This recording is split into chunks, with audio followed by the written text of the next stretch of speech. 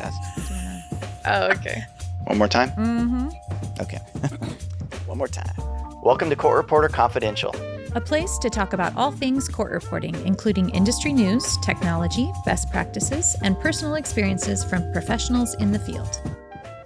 Well, welcome back to Court Reporter Confidential. I'm Stephanie Leslie, your host, and with me today I have Tori Pittman. She is from North Carolina and an extraordinary voice writer, and I'm so lucky to have you here. Thank you for joining us. Well, thank you for inviting me. Yeah, so you're in town for the NVRA convention, so we decided to take advantage of you being here and steal you away for a day, so thank you. Thank you. It's my pleasure. Yeah. I'm always excited to see colleagues and chat. Yes, I love connecting with you. And last time we saw each other was at DRA. and that was in California, so you've been here twice this year. I have. Yes. So let's start with talking about you. So how did you get into the court reporting field? How did that all begin? Well, in 1990, I was working retail. I was working for a family bakery, and I saw an ad in one of those things called a newspaper. Oh, yes. Well, it was 1990, Yes. and it was an ad for an office manager for a court reporting firm, and I was like, okay, I'll try it. I didn't know what court reporting was. I thought it was those people that were the newspaper reporters who covered the courtroom. Yes. So I got all gussied up in my interview outfit, and I went to the agency, and it wasn't an interview. It was a test. Oh, I took a spelling test, a typing test, a punctuation test. no warning. No warning. Okay. Okay, so something to know about me is that I can have a short fuse, and I was expecting an interview, and I almost walked out. Ah. And I think to myself, no, you've got to do what you said you were going to do, be here. And imagine if I had walked out. I wouldn't be here. I wouldn't have had the experiences that I've had since 1990. So I was the first person to pass all those tests in over 6 months. Wow. And they hired me. And this was a firm out of Raleigh, North Carolina. And we had both machine writers and voice writers. So I was exposed right from the get-go to the two different methods of court reporting. And I was learning how to schedule, how to produce, how to work with clients. And it was a great experience. But after about 2 years, I said, you know what? I don't want to work in the office from 8 to 5 anymore. Mm-hmm. And one of my friends from the office, a machine writer, she was from Chicago, and she was writing on, we were on Cimarron. If anyone is old enough to remember Cimarron by Stenograph, it was prior to Premiere Power and Case Catalyst. So it was a DOS program. And it was ACC tournament weekend, and she had buckets of pages.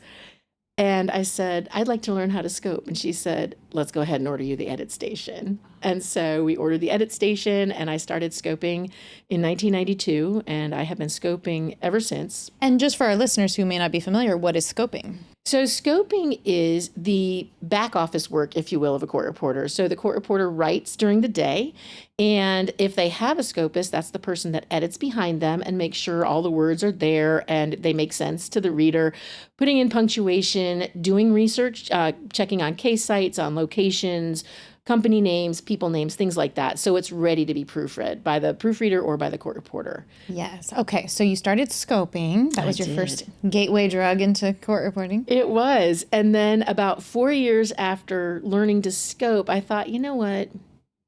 I want to learn how to play on that funny machine. Mm-hmm. So in North Carolina at that time, we had one NCRA approved school, and that was at Lenore Community College in the eastern part of the state. And it was about 2 hours from where I lived with my husband. And we talked about it. And he said, you need an apartment there because you need to focus on school. So we'd been married, this was in 96, so less than 10 years. And we lived apart for a year and a half. And by the end of 3 semesters, the summer school, I was already at 160 words a minute. Wow, nice. But it was garbage. Oh, meaning not clean writing. Correct, because I knew how to read slop. I'd been a scopist for so long, so I just wanted to get out of school. So that was a bad habit that I started on myself. But I can write fast. Yeah. So after that year and change, I moved back home because I missed my husband, missed my kitty cats. And it took me a little while longer to finish. I moved home in, 96 to 97. So 97 to 98, I was stuck 160, 180. I got diagnosed with breast cancer right at the time I started my internship.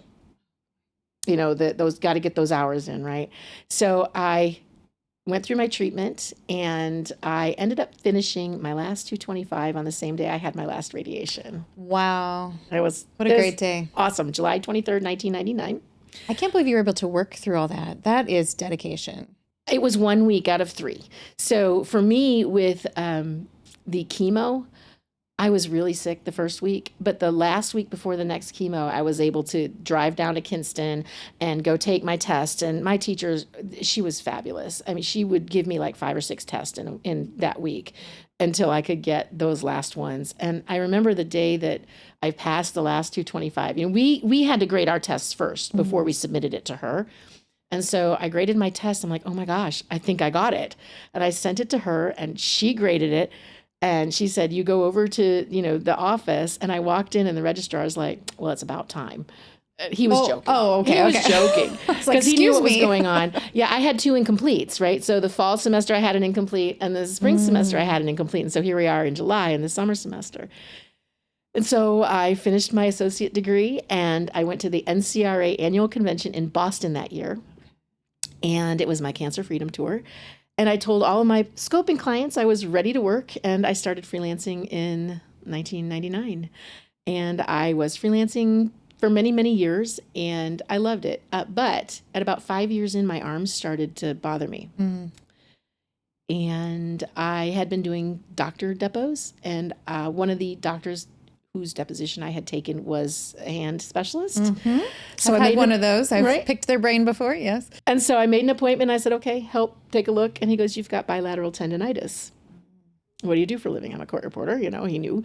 You might want to think about figuring something else out. And I'm like, no, I love my job. Now, remember, I started out at a firm that had voice writers. Correct. So I knew voice writers. And at this point, so we're in about 2003, 2004, computers were starting to be used for voice. They weren't as good as they are now, but the CAT softwares were integrating, or at least the one I was using was. And so I reached out to my voice writer colleagues, and I said, help me learn. I reached out to my CAT software, and I said, help me make this happen. And in 2005, I was able to pass my merit in voice. So then merit is one of the highest speeds. So when I took the merit, it was 225 lit, 250 jury, 300 QA. Woo! 97% accuracy. Wow. It was a hard test. I couldn't do it now probably. Not for 5 minutes anyway. But yeah, so I was certified in both methods. My arms as a freelancer, if I didn't go out but a couple of days a week, I was okay. So I still loved writing on my machine. But then I got a really cool opportunity. And one of my colleagues said, hey, I've got the best job offer for you. It's the perfect fit. I said, what is it? And he said, how'd you like to be the official court reporter for the North Carolina Business Court? Oh. I'm not sure what your favorite style of the reporting was, but I was a literary person. Okay. I love literary. I don't know why. I think it's the storytelling aspect of it. And so the business court is all motions. Right? It's all motions for summary judgment and things like that. And lots of vocabulary, lots of wall-to-wall words, paragraphs. Yes, That's what literary is. Exactly. known for. I'm sorry. Yes. No, just to clarify. Yeah. Storytelling. Yeah. And so I said, okay, I'll take that job. And it was the best gig ever because my judge didn't work Mondays. Because all the other attorneys had to, show up in court for calendar calls. So he said, we're not going to work on Mondays. So I often had Mondays where I could work on transcript. When my judge was not in court, I was sent all over the state to cover other courts. And I had the coolest boss because, remember, he said, this is a great job for you. I said, does it matter how I take my work down? And he said, no, are you certified? And I said, yes. He said, just do your job. Right. And I said, okay. So I ended up doing all of my civil, because remember, I had been a freelance reporter for a decade at that point. So I did all my business court stuff, and any civil hearings I did in machine shorthand because I knew it. But you sit in court having never done criminal, and my fingers just didn't have them. They didn't have the brief forms, just didn't have it. And so I started doing all my criminal work in voice, and it was fabulous. I was able to get it. And, for me, voice is one of those things. I love making up brief forms. And so I could come up with all kinds of crazy brief forms. I love hearing about your brief forms. They're best. They were a lot of fun. Yeah. So it was a great gig, but I only stayed for about 3.5 years with the state because I recognized who I am. And I'm not an 8 to 5, 9 to 5 person. I am someone who thinks out of the box. I love to say, I'm not going to work today. Hey, today's Wednesday, right? Wednesday is usually my day for things that I want to do, like my hair or my nails or massage or come do a podcast. Hey, why not? So I decided, I really need to leave this gig. Thanks for the opportunity. I enjoyed it. And when I left, I reached out to these attorneys who were working in the business court. And I just said, hey, I'm no longer working as an official. If you ever need a deposition reporter, let me know. And within a couple of hours, I already had emails. Wow. So that was exciting. Well, let me just pause for a moment just to say that it matters how well we do our job. And I've felt this way in any industry I was in.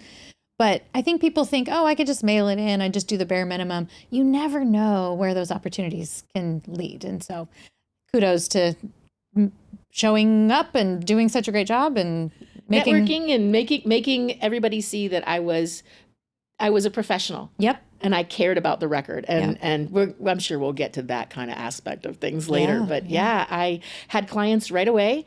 And I started doing depositions for my own little business. And that went on from 2011 until we moved in 2021. And I miss my clients. I really miss my clients. They were so good to me. And one of the things that happened in about 2012 is that I had 2 back-to-back really difficult depots. Doctor depots, videotaped, super fast, and my arms blew out. So I got home the second night and they were all swollen and I was so sore. And I thought I just probably ended my machine career. And I was scared because you never know what the reaction is going to be. So I reached out to all my clients and I just said, listen, I think I'm going to have to switch to full-time to voice. And they were all like, we didn't hire your steno machine. We hired you. We know the quality of the record that you put out and we don't care how you do it. And that to me was so edifying. I was so pleased and grateful. And so pretty much for an entire decade now, I have been doing exclusively voice. And it's challenging in a different way than writing on the steno machine is, but I'm still playing against the computer and I'm still focusing on being the best that I can be. But then in 2021, we decided to leave the Raleigh metro area and we moved to the mountains. And my entire world is different now. An occasional deposition, an occasional remote hearing, and that's fine. I love it. It gives me time to do the things that I like to do, like mentoring and training on the CAT software and just actually enjoying life now, slowing it down a little bit. Because I think a lot of times we as court reporters are just pedal to the metal, deadline. And I think sometimes we forget to slow down a little bit.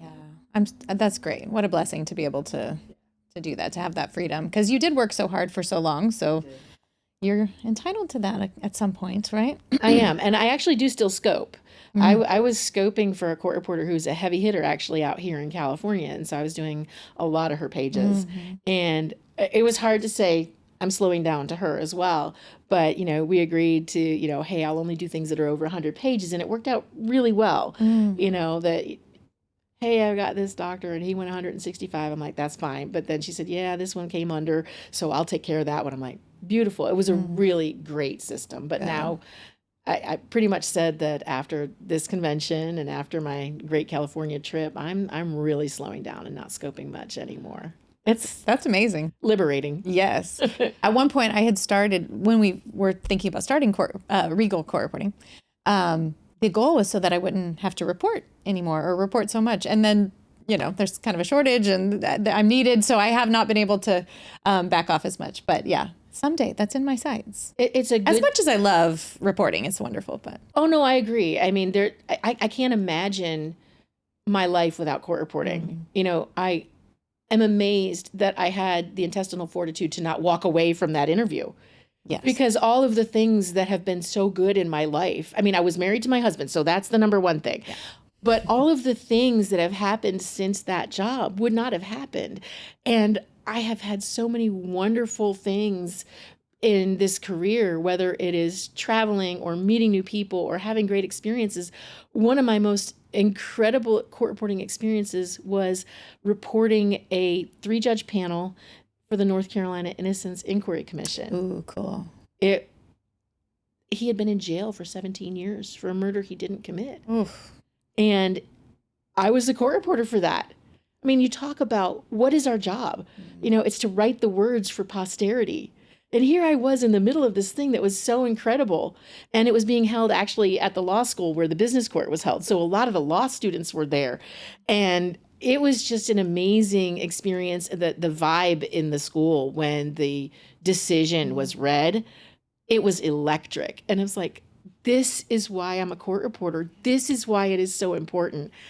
And if I had just walked out of that interview, I never would have experienced any of that. Yeah. Well, I want to take you back to also, if you had stopped when you were going through treatments, I don't know how you continued on. I mean, so many people would have quit. I mean, that's hard stuff. So you had intestinal fortitude throughout, honey. So I got to tell you, you got to give Al a little credit because... Is that your husband? My husband, okay. Al, yes.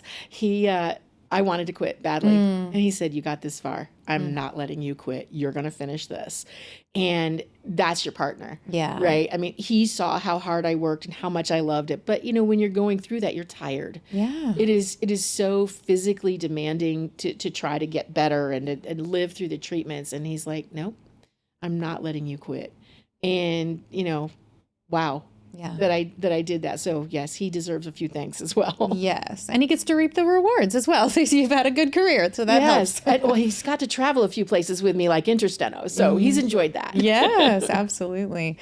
So as you know, in California, we recently adopted voice writers as equal licensees, which I'm thrilled about. Technically, it came down 2.5 years ago. But it's been a process, right, to get the schools up and running with programs and all that. So really, we're just now seeing the benefits, and we're seeing our numbers, our court reporting passes and licensees come out, and our numbers have more than tripled. So we have 350% more passes than we did even just 10 years ago. That's fantastic. Yeah. So we're really, really excited about that. But with that comes some learning curves. And so I have consulted you a ton through my work with DRA. And I've also sent you a few mentees, one or two, which I'm so grateful you've taken them on. And because all of our reporters, all of our voice writers are all new. We don't have any 20-year veterans, 30-year veterans. So at least in California. So all those I'm having to kind of farm out and beg for help. So I really appreciate that. Well, thank you. And it's been my mission almost since 2005, 2006. I've been going around the country and chatting about voice writing and explaining to machine writers how it works and the technology and the challenges that a voice writer has that are different than the challenges that a machine writer has. It's still challenging. It's not easy. It's just a different thing. Right. And the software, we have to manage 2 softwares instead of 1. So as a machine writer, I'm just dealing with my CAT software. But with a voice writer, I'm dealing with the CAT software and my engine, what we would consider like your steno vocabulary, your steno language. And so we've got 3 prongs to that software. We have what we sound like, what we call our acoustic model, the sound. And the software helps us with that because it lets us read some sentences and it grabs what we sound like with each of the phonemes in the language. And then we can go in and train and give it special code words that we want to say. So I say keek for my Q and cack for my A, but that's not a real word. So I have to go into my Dragon vocabulary because that's the engine that I use. And I say, okay, here's a word. You've never heard it before. This is what it sounds like. And this is what you print out when I say it. Kind of like I train it when I smash all these keys on the left. That means my cue, and this means my right. So exactly. It's inputting, teaching it. It's teaching it exactly what you want for the output. So there's a third step that I think is the most critical that a lot of voice writers aren't doing, and that is what we call document analysis. So it's my teacher, her name was Dessa Van Sciver. She passed away a few years ago, but we called her the Dragon Tamer. And How to train your dragon. How to train your dragon, exactly. And she would say that dragon has the memory of a goldfish, and so you have to remind it what words you're going to be hearing in your deposition. And so you can train your dragon by giving it data, by giving it documents. So for example, if I'm a court reporter, and I did a lot of asbestos work back in the day, so I have this fabulous asbestos word list or dictionary. So I can go in and I can create a list of words for my dragon and say, hey, here's a bunch of words that are going to happen today, just as a reminder. And dragon will say, I've never heard you say that word. Say it for me. So I know it prompts you to do that. Yeah, you give it a list, and it looks at it, and it goes into its vocabulary, and it may say, "I've never heard you say it." So, for example, if I say chrysotile, which is a type of asbestos, I'm not saying crocodile, but it'll say, "Hey, say that for me," because I've never heard you say it, and then it'll go, "Okay, I've added that to your vocabulary and the sound." So that's really good. We can do it with a list, but we can also do it with just full-on text. If you have an attorney, I have a gentleman that I've worked with for 30 years. He's magnificent. I love him to death. And he does a lot of work in adoptions and family law. And so he has a certain cadence and certain phrasing that he uses. So he will go super duper fast. But I got him. But I will take a transcript that he did, and I will take it down into just my voice strokes, what I say, and then give it to Dragon. And so the next time I do his deposition, it'll be like, okay, he often says, this is not the Baton Death March. This is da-da-da-da. You could take a break whenever. Or if they read from a particular code or a statute, and I don't have to say all the dashes and the open braces and whatever, I can give it that document, and Dragon's going to be like, okay, I've never seen this statute, this code. Say it for me so I know what it sounds like. And I don't have to go in open paren, B, close paren, hyphen, whatever. I can just say blah, blah, blah, and it gets it. And so we're giving it data. We're saying, okay, Dragon, here's a bunch of words. If you hear them come out and they're not quite perfect, but you've seen them before, use that. And I'm going to give the example that we talked about off the record here about how as a machine writer, sometimes when I'm writing, my ring finger will drag like at the end of the day. So I might have an extra L or an extra G at the end of a word. And I'm going to say, okay, CAT software, lift that out. Is it a word after that? And so that's kind of what we're doing. We're giving it as much data as possible so that even if I stumble a little bit in my dictation, my Dragon will understand what I'm saying. But a voice writing new reporter needs that data. So if someone is mentoring a voice writer here in California, if they can share with them a final transcript so that the voice writer can analyze that document and say, this is something that's going to happen to me, whether I'm in court or whether I'm in depo, and just remind Dragon, here's some words, that will help them so much. And it is the most critical thing that we can do to get better recognition as a voice writer is to really help our Dragon learn how the words are going to come out in our particular setting. Because you want them to translate. It speeds up your editing process. It helps your real time if you have to be feeding real time to the judge. Yes. Yeah. Well, I honestly didn't even know that I could be doing that for them because it doesn't have to be a voice writer. It could be a machine writer. Let me give you my prior transcripts.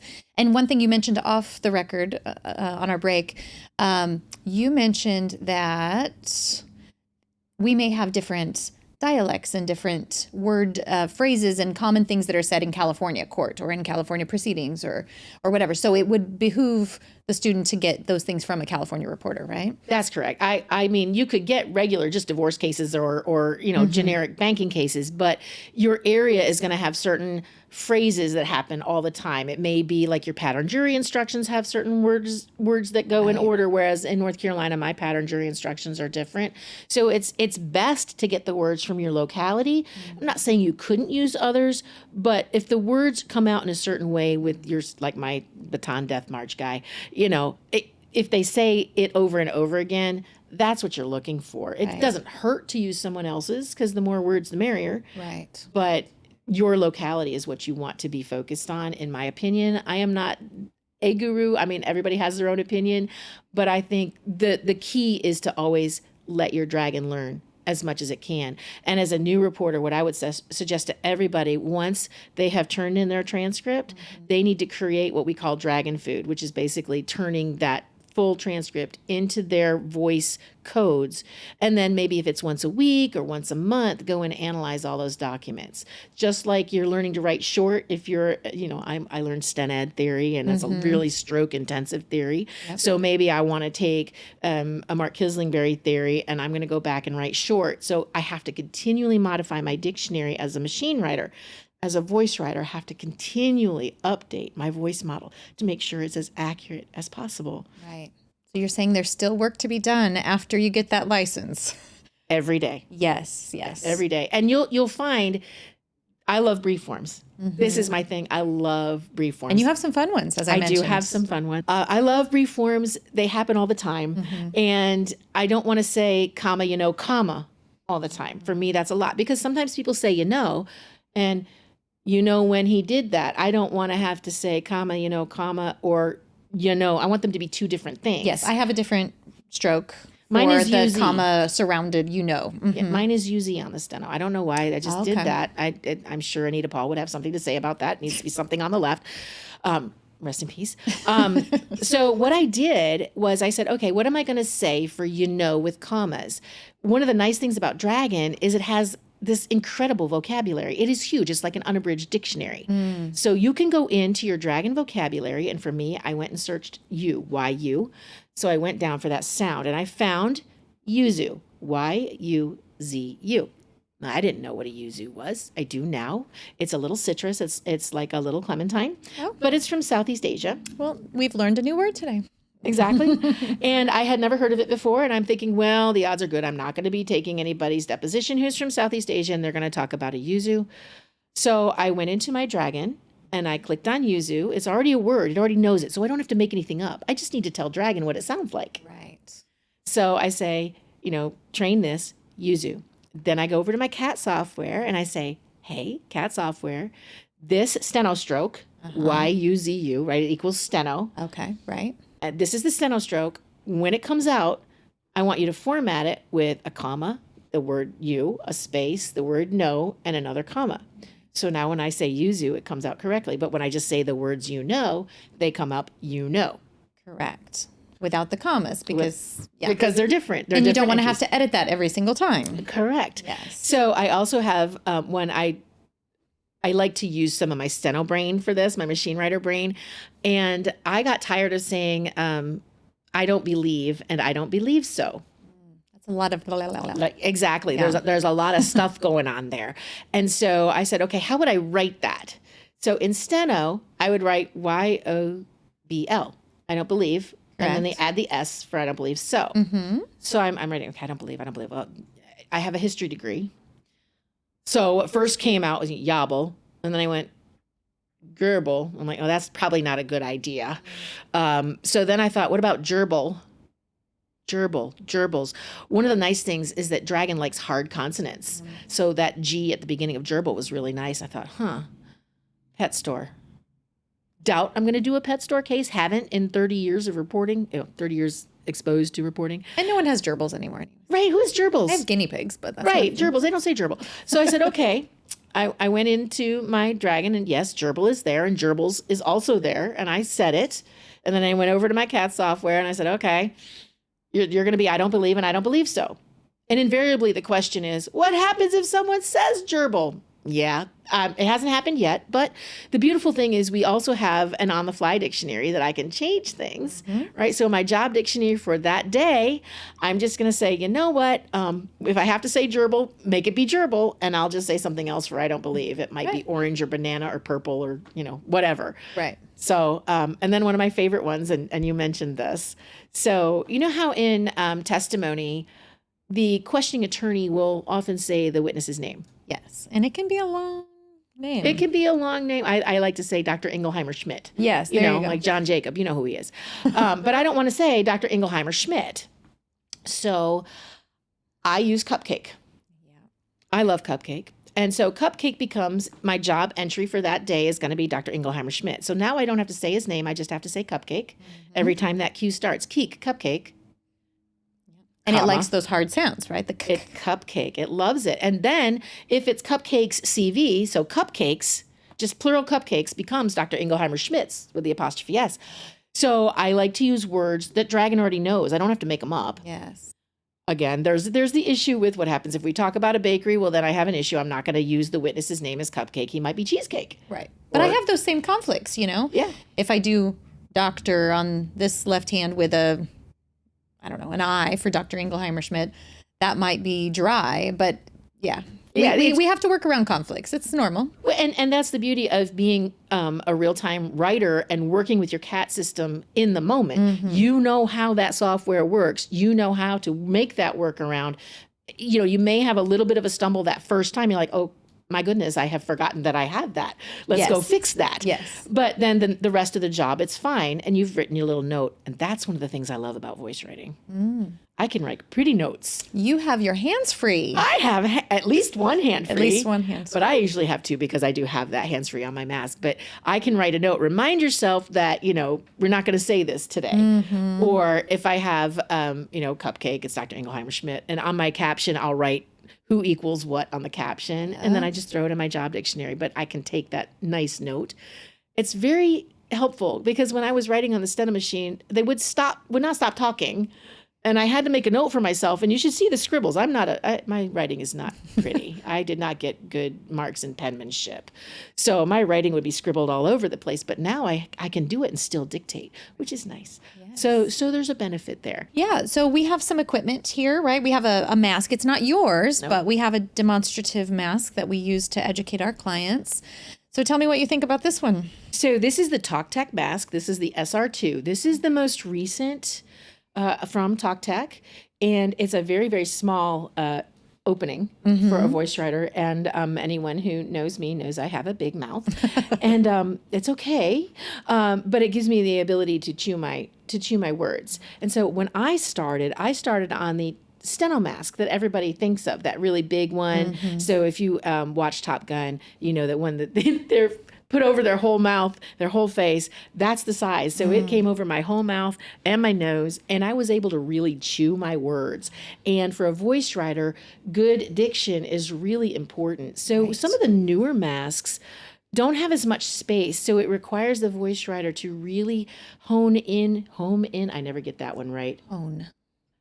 Whatever. I think focus in on there you go. The shapes of their words in this really small space. So it calls for a lot of concentration. So this is a very comfortable mask in terms of it's got a really nice soft face piece and it fits really nice in your hand, but everybody's face is different. So someone not like me might really find this one as a very comfortable mask for them. Martell has a Dragon mask that they've actually worked with Dragon for their sound card. Cool. And I actually like that mask, and that's the one that I use right now for my closed microphone work. But I am definitely tempted to go back to my old mask, my steno mask, and find an adapter because it has one of the big pins and see if I can make that work with my Dragon. Because when I very first started out, that was the mask I used using Via Voice and getting my certifications. But the goal for a voice writer, whichever mask they use, is to be what we call the silent voice. So they have to modulate their voice, their timbre down, as Margie would say. You need to bring it down, not like this and not like a whisper. It has to be somewhere in the middle. And it's a challenging place to find that sweet spot where the attorneys can't hear you through the mask, but your Dragon can. And that is one of the hardest things for any voice writer to do, is find that sweet spot and to train your voice to go there immediately. Because we as voice writers, we get into the emotion.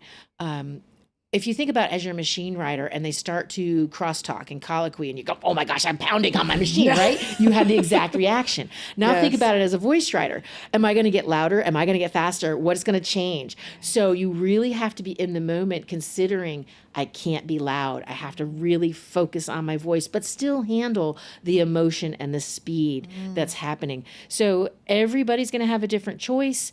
Everybody's probably going to have to buy one of each to figure out which one is best. And for anyone who's going to be doing voice writing, I suggest you get 2 masks. Once you figure out which one you like, get a backup mask. And I always suggest getting one that actually has 2 microphones in it, one that will hook to your computer for your real time, the second one that will hook up to your backup device, because that's going to record your voice in case you have, because I'm electronics, the Bermuda Triangle, whatever, the black hole. If you have a problem with your technology and you lose your real time, you still need to be able to create the record. And so that second recording of your voice is how you're going to make the record. Yes. So Redundancy, I preach that in my classes to my students, to my new reporters. Absolutely. Have an extra real-time cable, have an extra charger. Of everything. This is the equivalent of that. Yes. Exactly right. And one other thing I would suggest to anybody who is learning to do voice writing, when we talk about being quiet and the silent voice, sound comes out around your mouth when you're wearing a mask, right? So you need to make sure you have a good seal. So pressing it on around your face. Now, here's the issue. If anyone has any dental issues, we want to make sure that they're not hurting their gums. And so this particular mask with this face piece may not be the best choice for someone. They may need to modify, and you can get one that goes over your nose as well. So they do sell them where you can have one that just goes underneath your nose, but you can also get one that goes over. And it may be that you like that one better. I've actually met people who turn it upside down so they get more chin room to move. Remember, I said I have the big mouth, and you need to move your face to get the good sound quality. So they put it upside down so they get more chin movement. So it's going to be very individualized. There is no one best mask. It's going to be up on the individual participating and learning how to modulate their voice correctly and use the mask that works best for them. Yeah, that's fascinating. So you were saying being quiet enough, especially when you're in person, right? Yes. If you're on Zoom and you can mute yourself, that's easy, right? I mean, easier. But so I know that in California, we have multiple ways to get licensed and certified. We have our state test, our California CSR. Since COVID, that has been remote. So it's beneficial for some things, not beneficial for others, whether you're a machine or voice. And one of the drawbacks we have found for us hiring voice writers is a lot of them have gone to school entirely online. So they have not been tested or challenged in their volume. And then they go and take the CSR test and pass it, but they have not been told whether they're too loud or not. So at Regal, we have started requiring that our new reporters actually sit in with us. And I just love to have new reporters sit in with me anyway, because I use them as a teaching tool to my clients, because this is all still very new to my clients. So I say, hey, have you ever seen a voice writer before? Let me show you, let me educate you, which is wonderful. But what's interesting is most of my students and new reporters are fantastically quiet. I'm amazed. I'm like, are you speaking? Are you even talking at all? But I have had one or two that they just have maybe a naturally deeper voice, and it resonates in their throat. And I think it's an extra challenge for them to lighten that up. And so it has been, I have noticed and had to give them feedback when they've never had the opportunity to receive feedback before. So tell me about the CVR test. I know that is another route of getting into California. If they pass the CVR, which is the national test through the NVRA, then they do not have to take the skills portion online through California. So what are the benefits of that?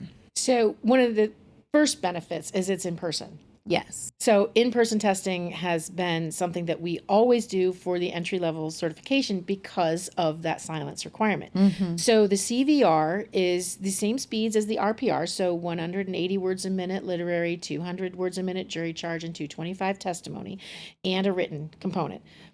But one of the added components is that silence. So the proctors walk around the room, and they will stand at your shoulder. Ooh. I know, right? I failed my literary the first time because I was scared of that lady walking around the room. Yeah. I knew who she was, and I was scared of her. But so they walk around the room and they stand right next to you. And if you get a tap, that's a warning that says, modulate down, I can hear you. Mm-hmm. And if you get a second tap, you no longer are taking the test. You have been automatically failed. So, and to your point, when people come to me and they say, I don't know if I'm loud enough or quiet enough, what do I do? And I say, place your backup recording device arm's length from you. on the table. Just sit it right there on the table and do a practice take. If you hear anything more than an occasional hum or because S's do what S's are going to do, then you're too loud. You need to not be heard.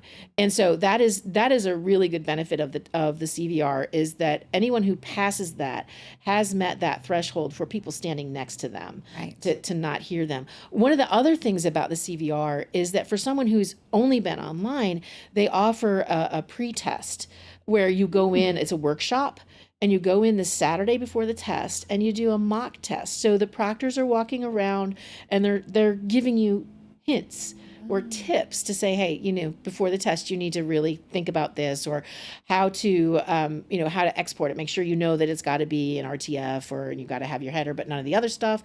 Just like with any of the NCRA tests, you can't have any identifying information on there. And in testing mode, we're all freaking out anyway, right? We forget about that. So it's just a kind of a warm up. But the CVR is the entry level, given about 10 times a year in various locations across the country. We're actually giving it tomorrow, I believe, at the hotel at Buena Park. Buena Park, the Knott's Berry Farm Hotel. Yes, yes. Today and tomorrow, written and skills. And it's just really, I think it's a great program to have the people able to do it in person. I know that I've seen folks who take tests online and they get frustrated with the platforms. Yes. And they spend all that money and now I can't take it because either the proctor's not there or there's a problem with uploading or with the connection. And here you're in person. Yes, it costs a little bit of money to go in person, but you've got people there walking through the room and, offering, I don't want to say assistance, but at least, they're there prior to give you those tips. And it's just a much more comforting feeling than this cold online thing. And, oh no, I can't. Right. And I've just lost all my time. I've been practicing and I can't make it happen. Right. Now, let me ask you a question. I genuinely don't know the answer to this, I suspect. In that CVR test, are there also machine writers in the room taking it? There can be. Yes. Yeah. So they're taking it side by side, same test. I'm not a proctor. So I'm not on that committee, but that's my understanding. When we were at Wild West in Colorado last year, there were some machine writers in taking the real time in the same room as the voice writers. So that's my understanding, but I have never experienced it. So I don't know the answer for sure. Yeah. I think I had heard that or gotten information that would lead me to believe that, but yeah. Yeah, it's open to both methods, machine and voice, and the only difference is going to be in how you are designated. So as a CVR, that's the voice writer. As a CVR-S, that's the machine stenographer. So You'll get the S at the end. Yes, yes. And for our attorneys, if anyone is watching, for our attorney-client viewers, I did want to emphasize that they do have to take the same test, pass the same test, and it is very different from a digital, just to be very clear. Yes. This is an individual person who is married to their CAT software. So this is literally, I am training my software to get the words out. Just like as a machine writer, I'm learning the steno language and the words are coming out of my fingers. In voice, I'm hearing and exporting from my mouth right to my computer. I am not a digital reporter. I am not relying on different microphones coming in. I'm relying on my voice. And I am the one certifying the transcript. It's my license on the line if there's a problem. And I really believe that as a practitioner, I'm responsible. I have to do the best job I can. I have to know my software. I have to be able to produce the transcript to the standards that are expected. And I have liability. Right. I'm the one there. I have a duty to tell you if the record is suffering for whatever reason. Yes. If there's a siren outside, or if someone coughed and I couldn't hear. If people are talking over each other, counsel, one at a time, please. That is my job. I know it because I didn't hear it. Right. As opposed to an audio recording. The other day we had someone submit to us an audio recording of just an audio exam, like a judgment debtor exam or something, to be recorded or transcribed after. And I think he thought, I pressed record. It's going to be great quality. And I could hear one person really well, and the other ones were sitting so far away from the mic, I could barely make out what they're saying.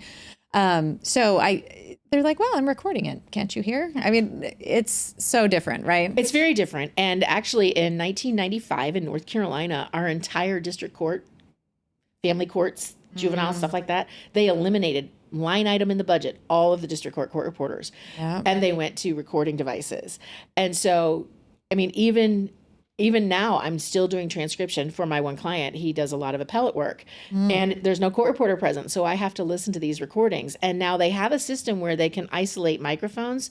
But if they didn't change the battery, or if there's someone who's standing away from the microphones, I literally had a closing argument where here's, the two defense and plaintiff table, and the person arguing was right in the middle, and they weren't omnidirectional mics. So I couldn't hear their argument, and I literally had to put in the transcript, argument not recorded. Oh. It was horrible. And then, Whereas if you were there as a licensee, you would have said, excuse me, I can't hear you. exactly. Can you repeat that? Right. Or, yeah. I mean, I work in courtrooms where they do have microphone systems, and obviously I like you to step in front of the microphone. So because it's going to project into the room. But even if there's not, yes, counsel, could you speak up, please? Yeah. These are our duties. I got to get the word. Right. And one of the things I like to remind people is like, look, I'm not interrupting you because I want to derail your train of thought.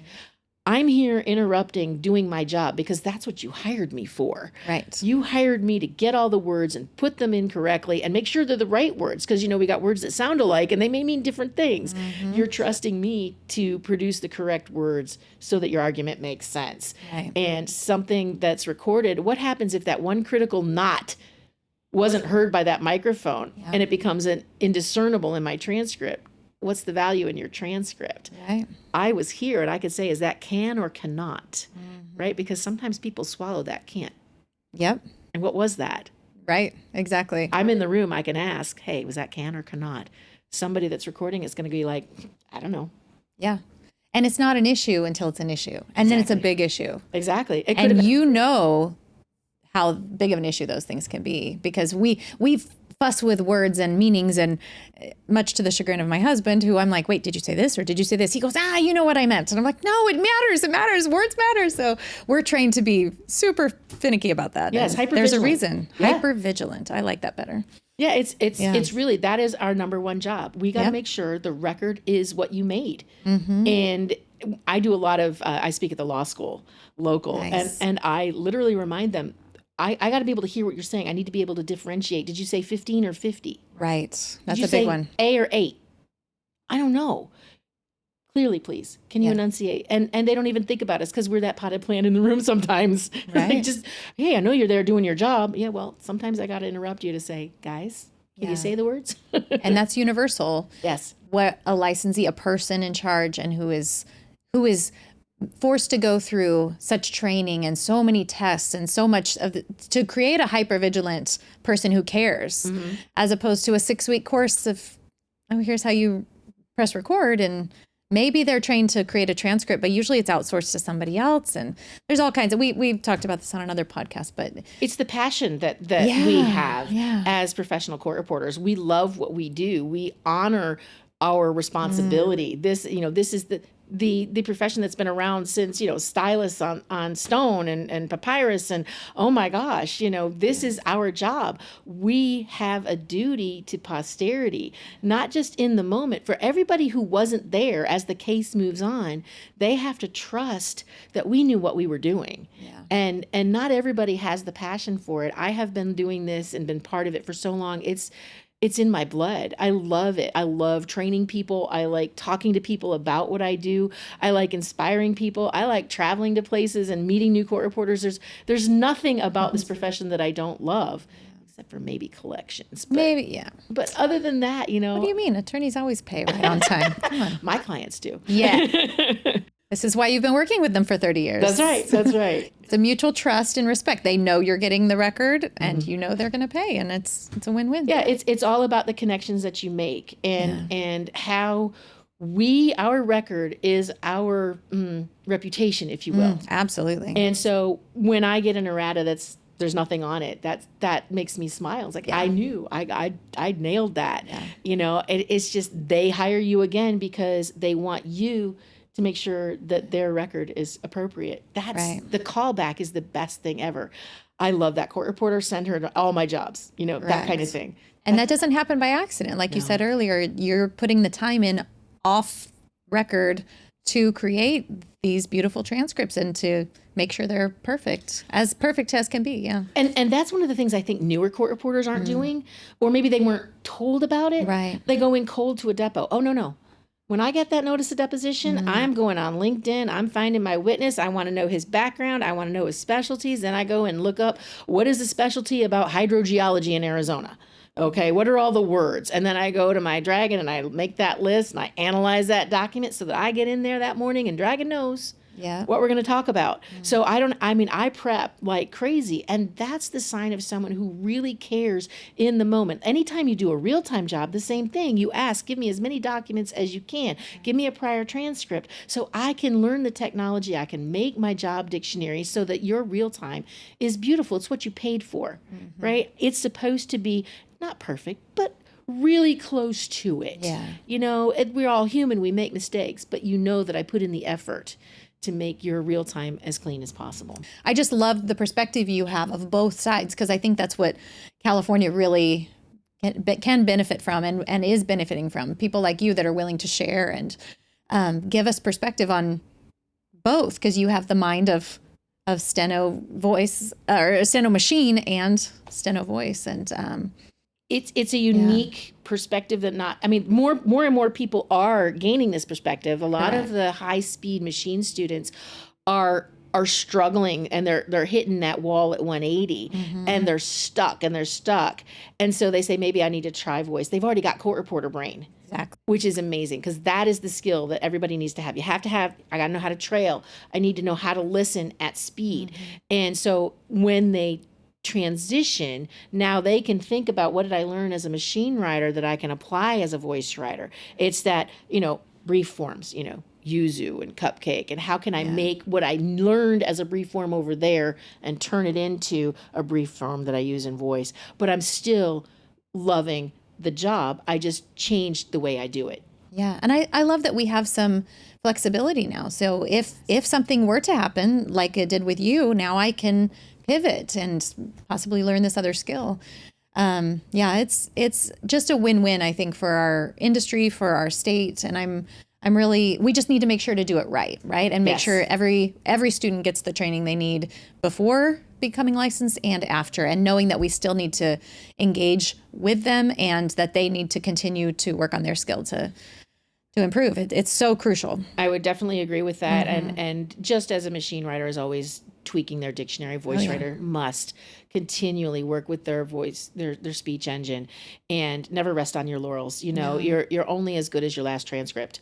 And you have to continually focus on, what can I do better? Yeah. Nobody's perfect, but you can aspire to high levels. Shoot for the stars, and if you land on the moon, that's pretty good. Right.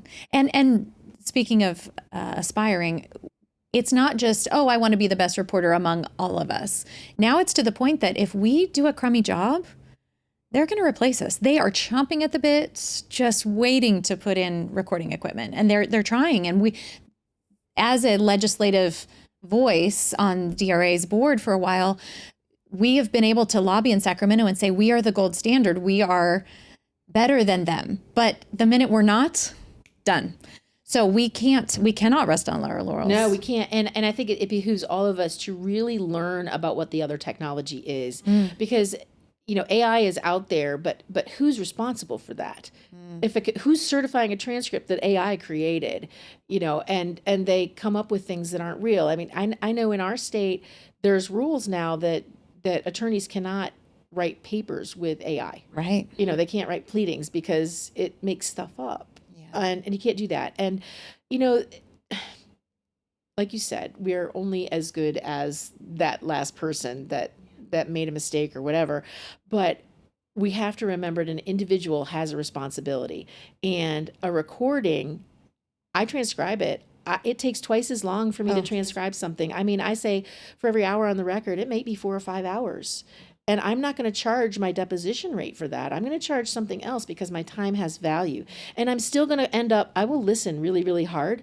But if I can't understand something, an indiscernible goes in there. Yeah. Is that a good record? I don't know. I don't think it is, because it's not complete. It's risky. We don't know what we missed. Exactly. So if they're willing to take that risk, okay, but the minute they get burned, they're going to realize what they missed out on. Exactly. And I think every single one of us has to continually help the newer reporters coming in and mentor them and help them make sure that they feel confident and comfortable. And I think one of the biggest skills right now that everybody has to be comfortable in is reading back. And that means you have to be really good at your real time. You have to know what your software is going to do. And practice doesn't make perfect, it makes permanent. So we have to remember how it works and how we fix it. So what is, for me, committee and community? My dragon doesn't like it. I have to know that that is something that my dragon struggles with. And when I go and do a readback, I have to go, okay, what was that word? Was it committee or was it community? Based on what we're talking about. And these are the little things. You know what you drag and you drop. Yep. Same thing.